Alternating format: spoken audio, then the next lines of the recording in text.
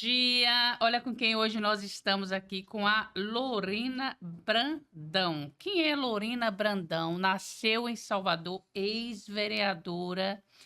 Ela é filha do bispo Átila Brandão e bispa Maílde Brandão. Ela é pós-graduada em Direito Público e especialista em Teologia Prática, Coaching Integral Sistêmico pela Federação Brasileira de Coaching Integral Sistêmico, mestra em família, gente, olha só, na sociedade contemporânea. Pois é, Lorena. Lorena está aqui como nossa convidada especial de honra, né, nessa manhã de segunda-feira, pelo podcast Vozes Ativas.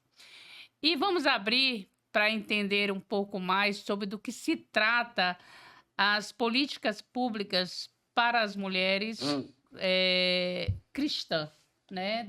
O que na visão do cristianismo, o que são políticas públicas para mulheres? Olá, bom dia, Rosana Paixão, essa mediadora incrível, maravilhosa. Bom dia a vocês que estão assistindo o Vozes Ativas. É um prazer estar aqui com vocês. Quando fala de currículo, eu fico lembrando de meu pai. Ele já gosta de currículo, meu pai. Meu Deus do céu. Quando ele começa a falar de currículo, eu fico assim para ele, olha nos bastidores. Tô eu aqui então para Rosana. Corta. Aí eu gostei dele, maravilhoso, adorável. Que figura incrível. Adorável. Vamos ver se a gente traz papai aqui para a gente fazer um podcast junto.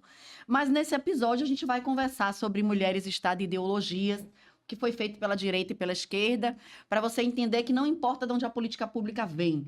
O importante é o apoio da sociedade civil, a participação das mulheres e que efetivamente ela chegue lá onde ela deve chegar.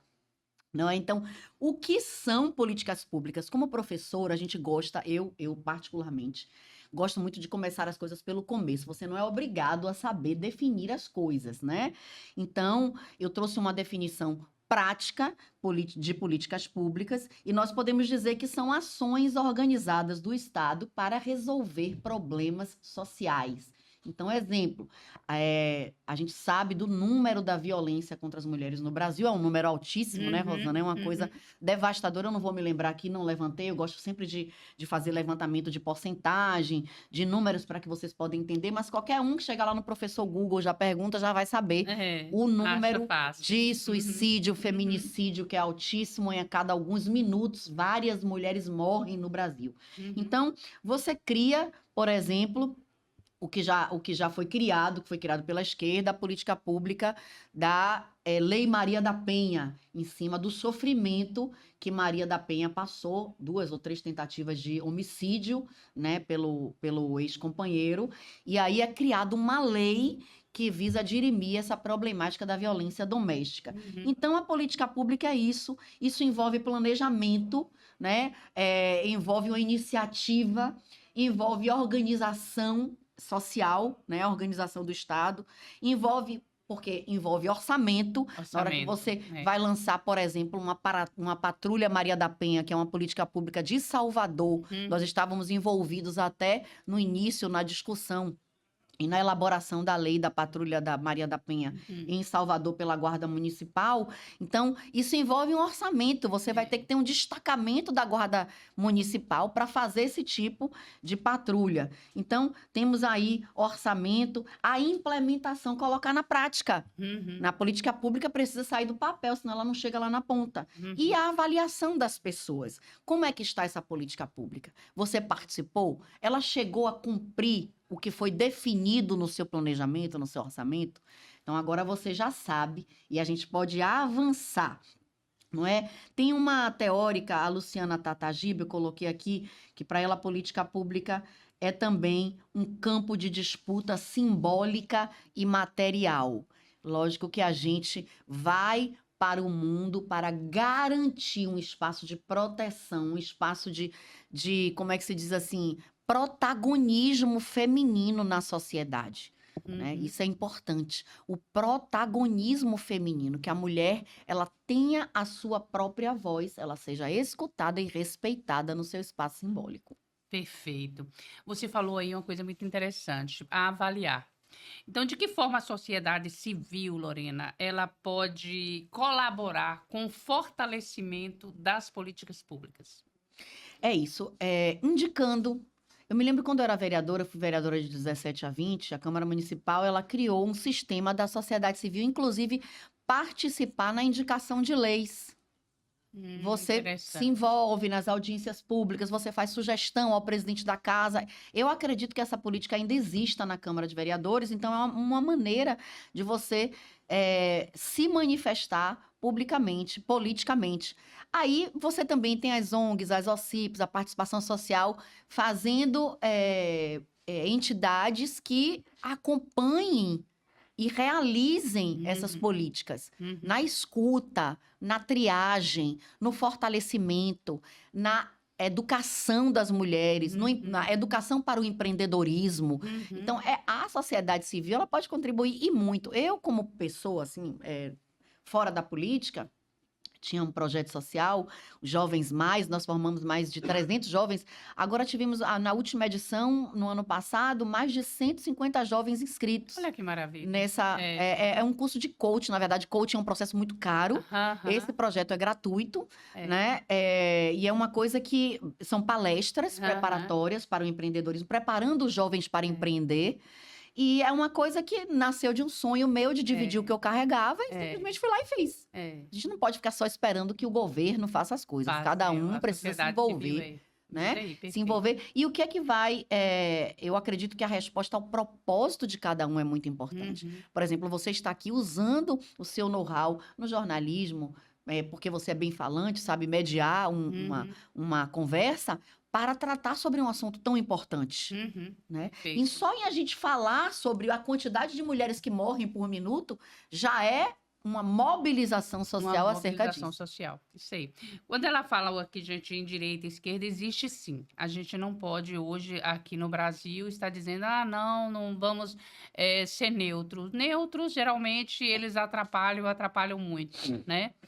Mas como garantir que as políticas públicas para as mulheres elas não sofram a descontinuidade na troca de governos, Lorena? Antes de falar sobre a troca de governo e essa polaridade que mais atrapalha do que beneficia o povo, eu quero falar sobre o neutro que você falou, né? Vamos falar sobre a cosmovisão política também cristã, a cosmovisão cristã sobre a política pública, que é uma coisa que eu desejo ainda registrar, antes de falar sobre essa última pergunta sua. Bom, o neutro atrapalha mesmo. Eu gosto de dizer, sabe o que para as minhas alunas? Que quando você fica imóvel, você atrapalha a transformação do mundo.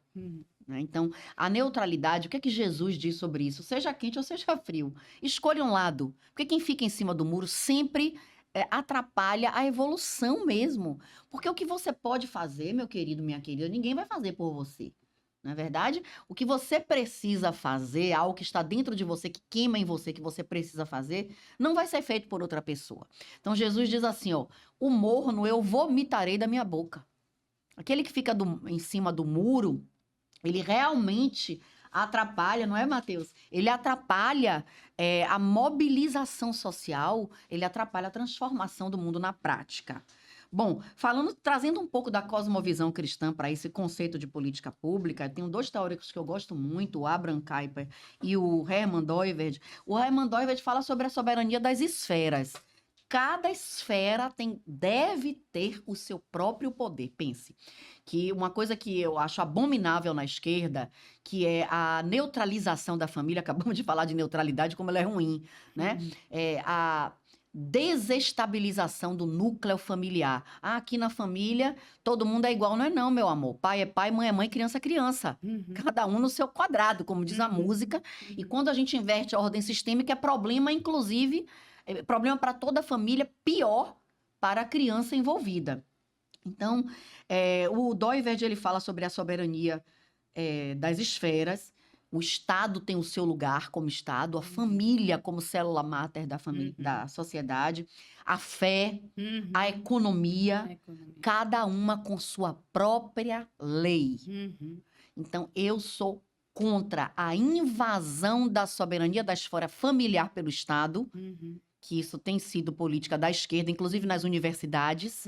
Né? Eu fui parte do núcleo de pesquisa em gênero aqui no NEM, na UFBA, porque eu frequentei algumas aulas para fazer o mestrado em gênero.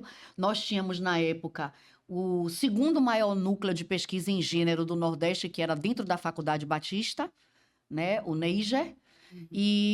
Mas eu saí do NEIM para fazer o mestrado na Católica, que foi o mestrado em família na sociedade contemporânea. Então, falando do Doivert, só para arrematar, é muito importante que todas as esferas tenham sua própria soberania e sejam respeitadas na sua soberania. Né?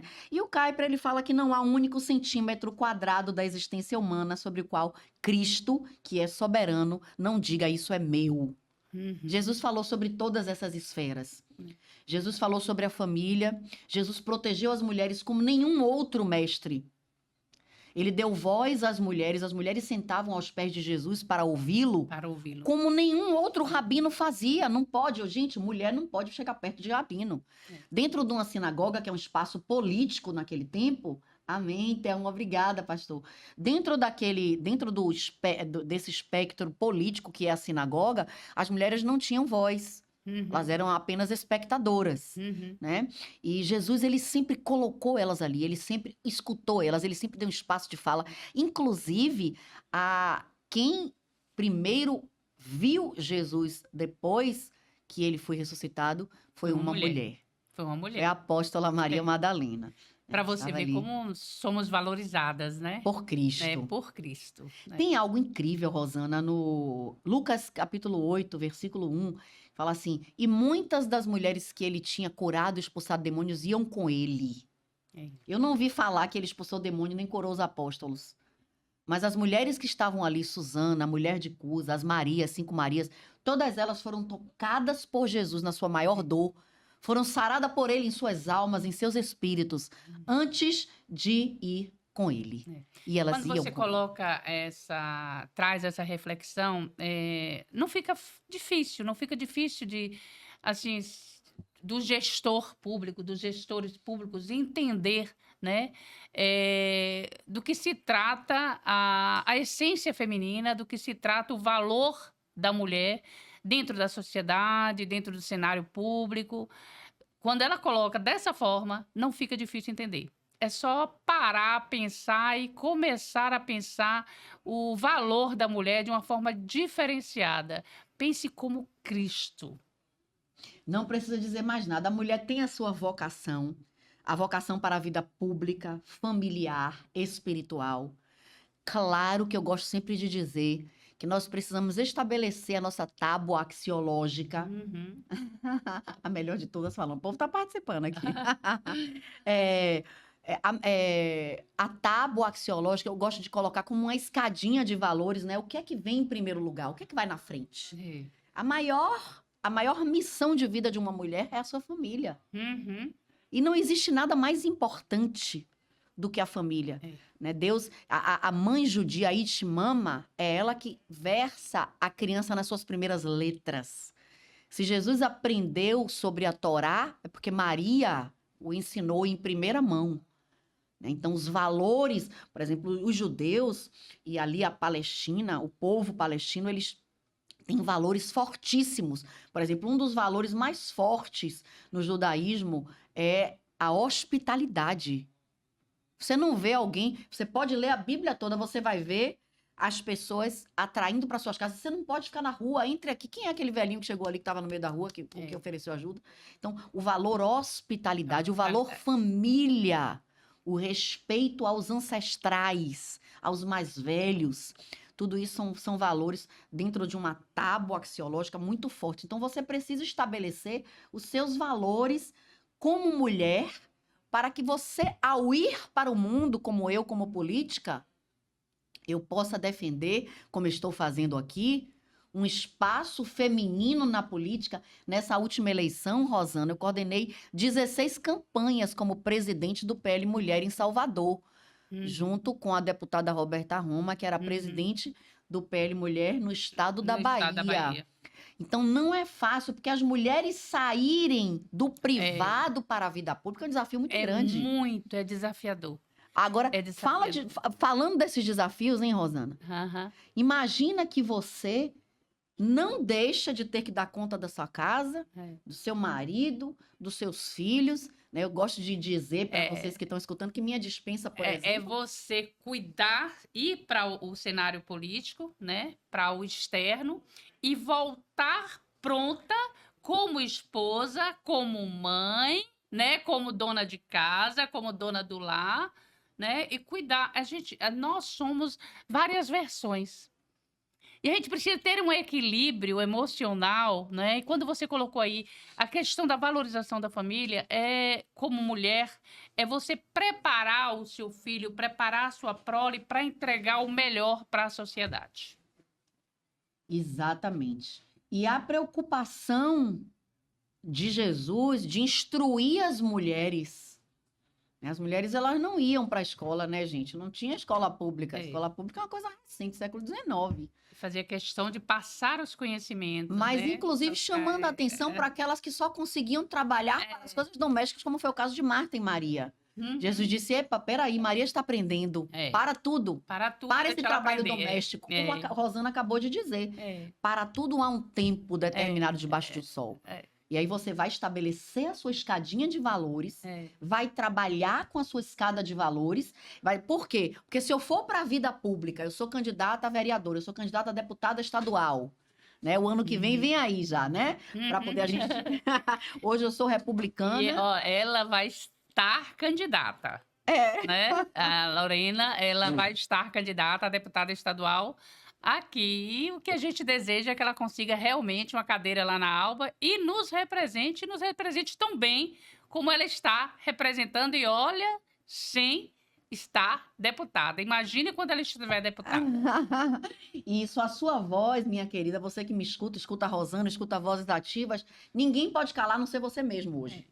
Viu? Então, abra sua boca, não fique calada, cuide da sua família em primeiro lugar e vamos para a vida. É isso aí. Falamos aqui, que política pública você considera urgente e ainda não foi implementada no estado da Bahia? Ou foi e ainda não está como deve ser para as mulheres? Eu acho que o grande problema hoje da Bahia é a segurança pública. Como isso envolve a mulher... no feminicídio, no ataque às mulheres, na violência doméstica. Eu não posso dizer que não foi implementado. Hoje, como professora de direito, eu digo a você, a nossa base legal é muito boa. Só que nós vimos aqui, quando nós conceituamos política pública, que ela não é só um conceito. Ela precisa envolver planejamento, orçamento, implementação e avaliação. Sem implementar e avaliar, a gente não pode considerar que tem política pública. Existe a política pública, sim. Mas hoje eu acho que o caso mais grave para nós mulheres é a violência. E a gente tem a Casa da Mulher Brasileira. A Casa da Mulher Brasileira foi já implementada aqui em Salvador.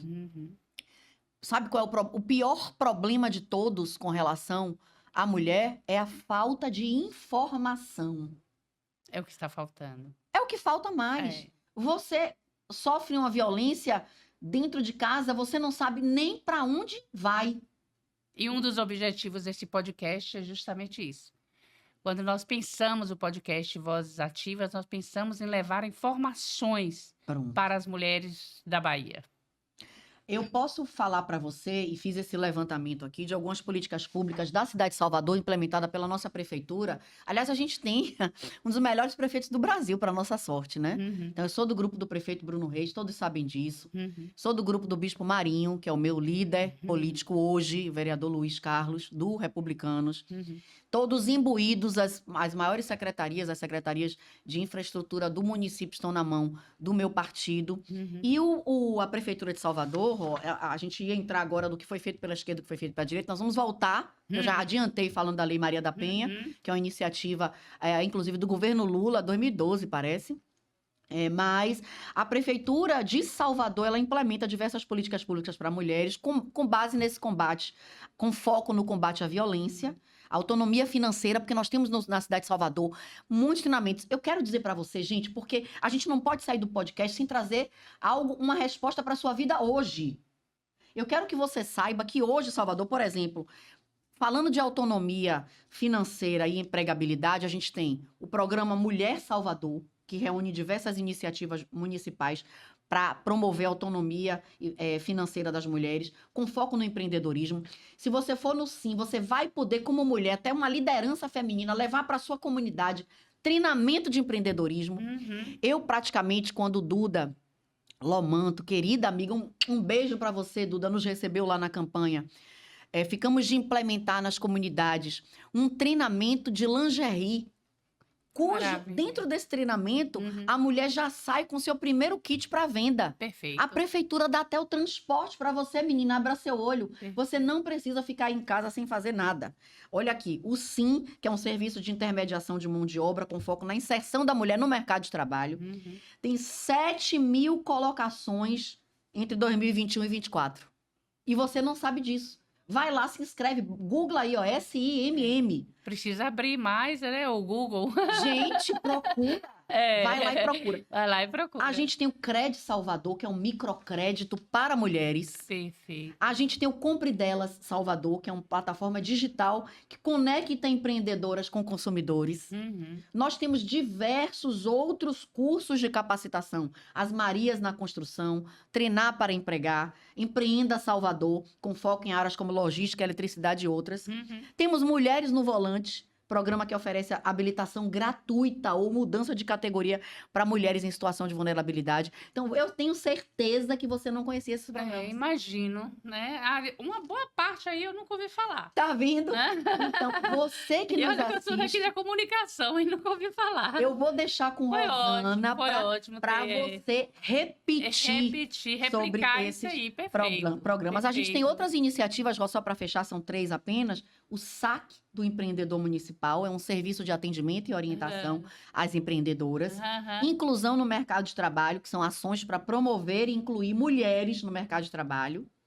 E ações educativas, reforço da importância da imunização e estratégias de planejamento reprodutivo, que isso também muito importante. Você sabe o que eu acho mais assim, eu não diria um lado bem empático. São mulheres construindo projetos para cuidar de outras mulheres, né? Então, nós temos aqui a Lorena Brandão, que está por trás de projetos, construindo projetos para cuidar de outras mulheres. Isso é de uma relevância, né, gente? Olha aí, vem a candidata a deputada estadual, que já pensa nas mulheres da Bahia, nas mulheres de Salvador, nas mulheres da região metropolitana, agora em 2025. Imagine quando ela estiver lá. Ai, gente. Sabe o que eu me lembrei você falando, Rosana? Eu me lembrei que eu tive uma iniciativa, a Lei dos Pontos de Ônibus. Aquela é uma iniciativa do mandato Lorena Brandão, da empresa de transporte público poder parar fora do ponto de ônibus, mais perto possível da casa, no período de 9 da noite às 5 da manhã. Maravilha. Essa é uma iniciativa do mandato Lorena Brandão. Outra que virou projeto de lei é a Lei Antibaixaria Municipal, proibindo a escuta de músicas que falem... Foi seu esse projeto. Maravilha. A Lei Antibaixaria Municipal também é um projeto do mandato Lorena Brandão. E não pensem vocês que é uma lei que eu, assim, como mulher, como mãe, como avó, né? É uma lei que deve existir, deve ser cumprida. Porque o que está entrando dentro dos nossos lares, nos nossos ouvidos, nas nossas escutas para os nossos netos, filhos, é uma, entre aspas, baixaria, né? Então tem que ser exatamente. Bem... Vamos falar no popular, que todo mundo entende. Que todo mundo entenda. Falar no popular, que todo mundo entende. É isso aí. A gente pode falar da política da esquerda e da direita, Rô? Pode, tranquilo. Começamos pela esquerda, porque nós já falamos da Lei Maria da Penha, né? Então... a Lei Maria da Penha, na verdade, 2006. Quando ela falou aqui, política direita pela esquerda, gente, é preciso tocar nisso sim. Não vamos tocar que existe sim uma polarização. O que a gente precisa entender, como ela colocou aqui bem no início, que o que nós conquistamos até agora, o que nós queremos conquistar, que se for bom para nós, para o nosso bem-estar, qualidade de vida, com certeza a gente quer que permaneça. Exatamente. Para o povo, eu gosto muito do que a CM Neto diz. Qual é seu partido? Meu partido é o povo. Meu partido é a necessidade das pessoas. Que coisa linda, gente. Então, independente, eu acho que toda polarização ela é burra. Nós precisamos fazer, como diz Aristóteles, procurar o caminho do meio. A virtude está no meio. Vamos voltar para os filósofos antigos. Mas o que foi feito pela esquerda, nós falamos aqui da Lei Maria da Penha em 2006 e a criação de secretarias políticas de gênero, saúde da mulher, partos humanizados. Eu até cito aqui no meu esboço a Helen Safiotti, que fala sobre a opressão de gênero ligada a estruturas de classe.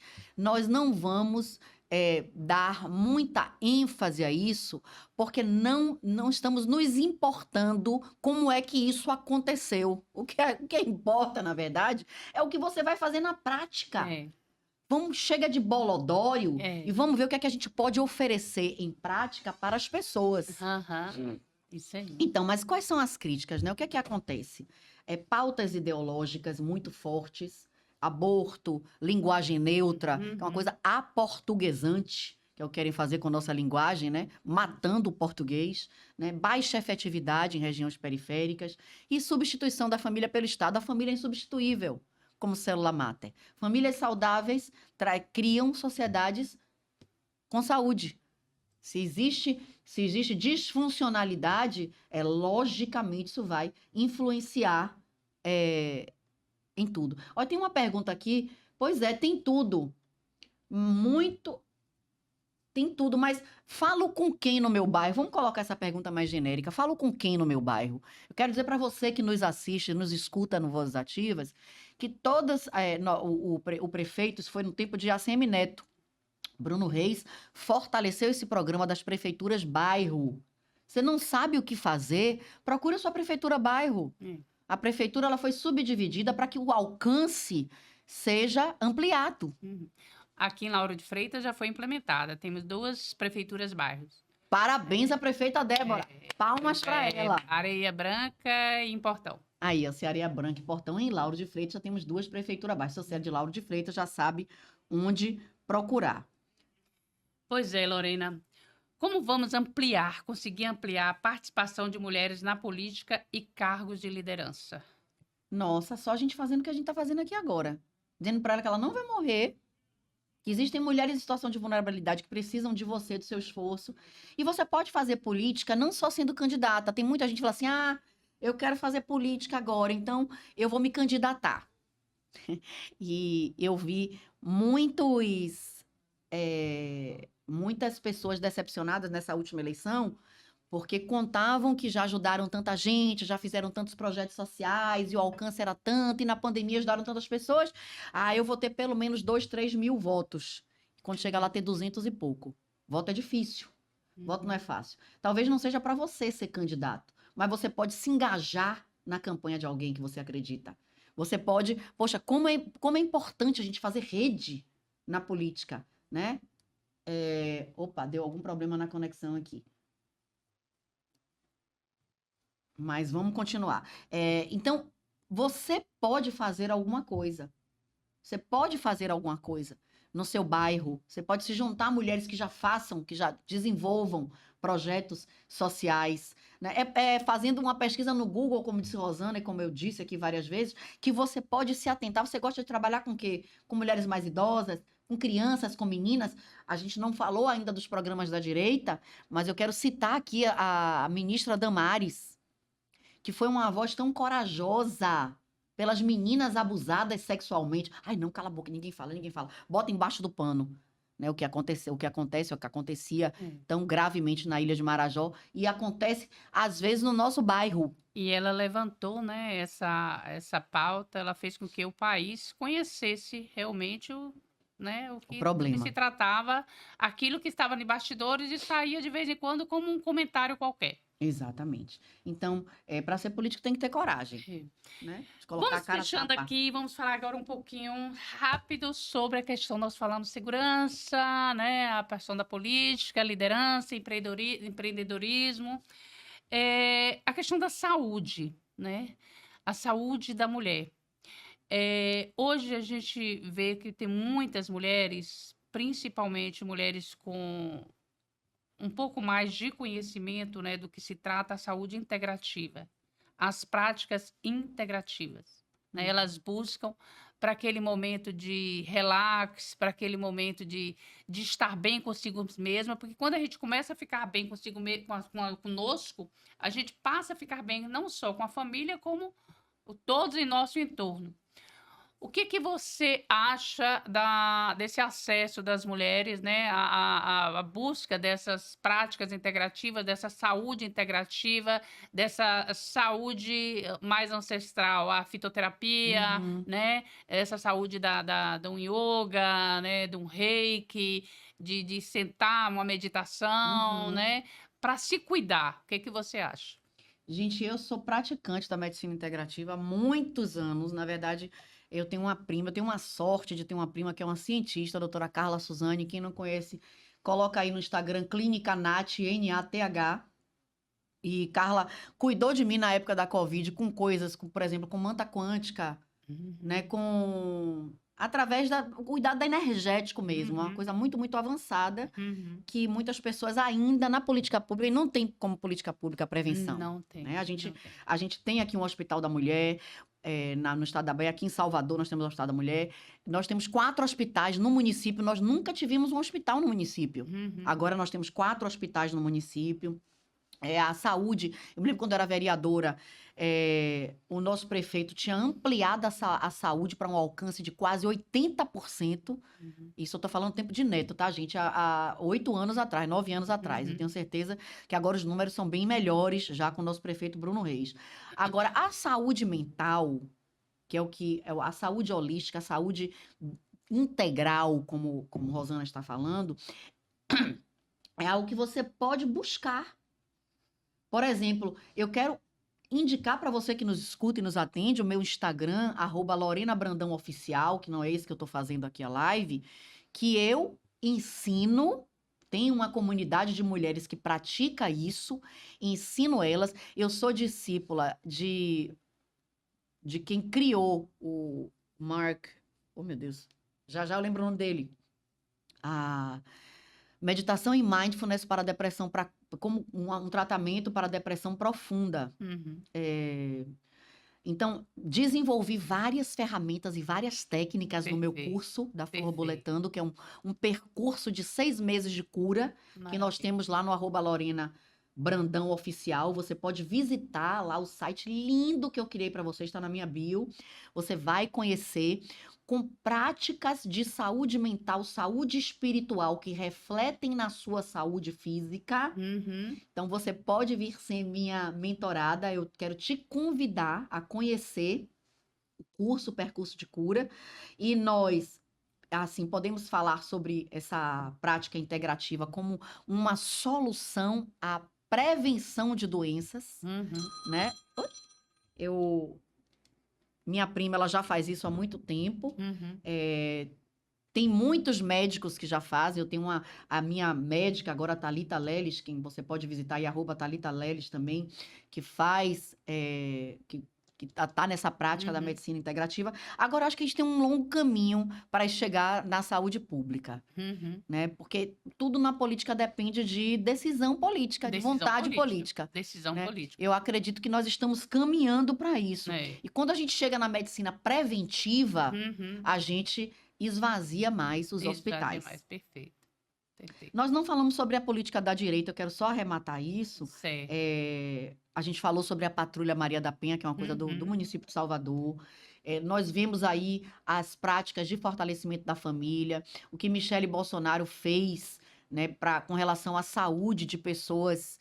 Meu Deus, são tantos institutos doenças que ela... raras, As doenças né? raras. Tá tudo parado agora, né? Tá tudo Em parado. Janjalândia não é possível falar sobre doenças raras. Mas pulando a Janjalândia, que a gente não vai falar sobre isso aqui, a valorização da maternidade, uma coisa que foi feita também no governo Bolsonaro. Falamos de Damares, com a proteção às meninas, né? A sexualidade, combate da sexualidade infantil. Mas a gente também pode falar da ausência de programas econômicos estruturados. Você veja que Michele sai do governo e aí os programas ficam Pararam. A polarização burra, idiota. A polarização, né? Em Janjalândia ninguém vai cuidar de doença rara, porque ninguém quer dar abraço em, como é o nome daquela doença bulhosa, que Michele só vivia abraçando e carregando aquelas crianças. Bom, então a baixa institucionalização também seria uma crítica a essa política da direita. E os nossos desafios atuais, eu acho que os maiores desafios atuais, Rosana, para a gente arrematar, é realmente a violência doméstica que é crescente. Nossos números são absurdos no Brasil, né? Eu acho que são comparativamente, no cenário mundial, são números realmente importantes, né? As mulheres negras, as mães solo, que são vulneráveis. Também. A questão da maternidade sozinha é uma questão do Brasil. Isso é desde o Brasil colônia. E tem outra classe de mães que hoje estão bem vulneráveis, né? Não só a violência doméstica, mas passaram a ser um número bem alto, né? Como mães solos, são as mães atípicas. Ah, meu Deus, a pandemia do autismo. A pandemia do autismo. De falar sobre então, isso. É muita coisa, né? Políticas públicas para as mulheres, ela é bem ampla, né? Ela passa por uma... Eu acredito também que um grande problema que existe é o distanciamento entre a política e a fé. Existe um emburrecimento da população e aí se usa como desculpa do afastamento e do empobrecimento da fé o Estado laico. Mas isso a gente tratar de Estado laico comparando com o distanciamento entre política e fé é de um emburrecimento magnânimo. Eu acredito que a fé, ela fortalece a mulher. Né? Cristo, ele veio ao mundo para salvar você dessa condição que você está hoje. E é importante que a gente diga isso. Uma mulher que conhece Jesus, ela é uma mulher forte. A mulher de Provérbios 31, esses dias eu estava falando numa live lá na Lorena Brandão Oficial, todas as terças-feiras eu quero te convidar para as nossas lives, às 19h19, lá no @Lorena Brandão Oficial. E eu estava falando de uma personagem bíblica, da Mical, que foi muito mal entendida, e eu citei isso, Provérbios 31, a partir do versículo 10, ele junta 22 mulheres, Mical é uma delas, o versículo 25, que fala das vestes magnânimas, era uma princesa criada no palácio. Então, o evangelho, ele vem fortalecer a mulher. Ele qualifica a mulher. Ele coloca a mulher num cenário importante. Nós vemos mulheres importantes na Bíblia, juízas, apóstolas, né? Que só o emborrecimento social é que desloca a mulher para um lugar de invisibilidade. Afasta essas mulheres. Exatamente. Pois é. Mais alguma coisa? Olha, gente, foi um momento maravilhoso. Você vai estar aqui mais umas vezes com a gente, certo? É o nosso 4º programa. E com a live aí na rede social da nossa querida Lorena, que está vindo aí candidata a deputada estadual. E, Lorena, será sempre um prazer recebê-la, sempre um prazer estar com você. E agradecemos. Eu quero agradecer a vocês também. Vira aqui sua coisa, pega ali Fabiana, faz parte do projeto. Olha lá, atrás, viu? Fabiana. Somos 3 e que uma delícia. Delas é a Fabiana. Que bom, que bom. Gente, falando sobre a teologia pública, a mulher como criação divina, Deus usa um verbo quando ele vai fazer a mulher com as suas próprias mãos do osso de Adão, ele usa o verbo esculpir. Engraçado, né? Nós somos esculturas divinas. O episódio de hoje nos lembrou que há muito a ser feito. Nem direita nem esquerda possuem as respostas estão no céu. Mas como mulheres cristãs que somos, nós temos um chamado. Precisamos ser vozes de justiça, sabedoria e reconciliação. Muito obrigada, Rô, por me receber. Nós é que agradecemos.